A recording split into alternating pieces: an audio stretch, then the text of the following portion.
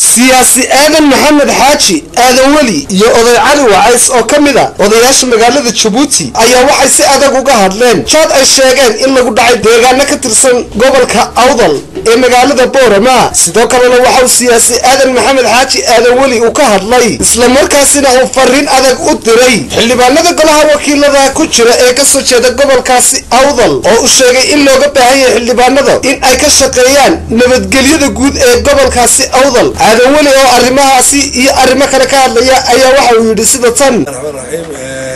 waxaan maanta hawshan shirka tilaayada murta xildhibaanada gobolada Sanaag iyo Awdal ka soo jeediyaan ugu hambaleynayaa mushkilaasi xildhibaanada loogu joojay laakiin waxa fiican xildhibaanadu iyagoo socda oo nabadgelyada ka shaqeynaya oo gobolnimadooda ka shaqeynaya inay u taalo arrin kale maanta abni darro Soomaaliland marka la abni darro jirta waxa weeyaan boog ku taalo gobolka amba meesha abni darradu ka dhacday waxa jira jaad laba jaad baa mara gobolka Awdal la yiraahdo jaadkaasi waxa weeyaan jaad dhinaciisiinaya jaad samaroon ku leeyihiin jaadkii ninkii ciise waxa lagu dhacayaa Awdal dusheeda Boorama dusheeda lagu dhacayaa kii kalena u maraya ninkii ciise jaadkii wuxuu soo mariyay magaalada Gibilib abni darro nabadgelyada ku keenay waxaan leeyahay idigu xildhibaanaa si dadkeenu nabadgelyada u helaan haddaad Awdal iyo Sanaag taga gobolkii nabadgelyo ka soo dhaliya sidaad maanta u leedihiin saamigaasi oo Hargeysana dad u dana saami qaybsiga baarlamaanka oo cid walba u dana oo cadaalad tahay la wada maraa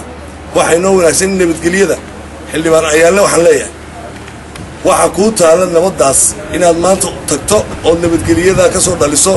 oo qaadkaasi si dadka walaaladoodu dhexmariyay uu dhexmaro ayaa loo Hargeysana fadhiin waxa ku taala ciise iyo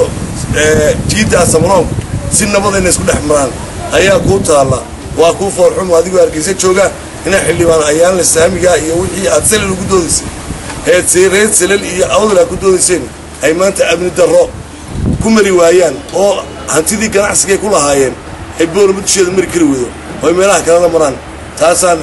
ka codsanaya xukuumadana waa ku dhaliil oo xukuumadda Axmed Maxamed Siiyaayo waa ku dhaliil in maanta xeebtii loo mari waayo nabadgelyada darro awgeed madaxweyne taasi ay idinka taala ciidanka booliska u taala ciidanka amniga dhanba u taala wassalaamu alaykum warahmatullahi wabarakatuh waa maxamed xasan sheekh maxamed Juba telefishinka madaxa banaanee Bulsha TV magaalada Gibiley.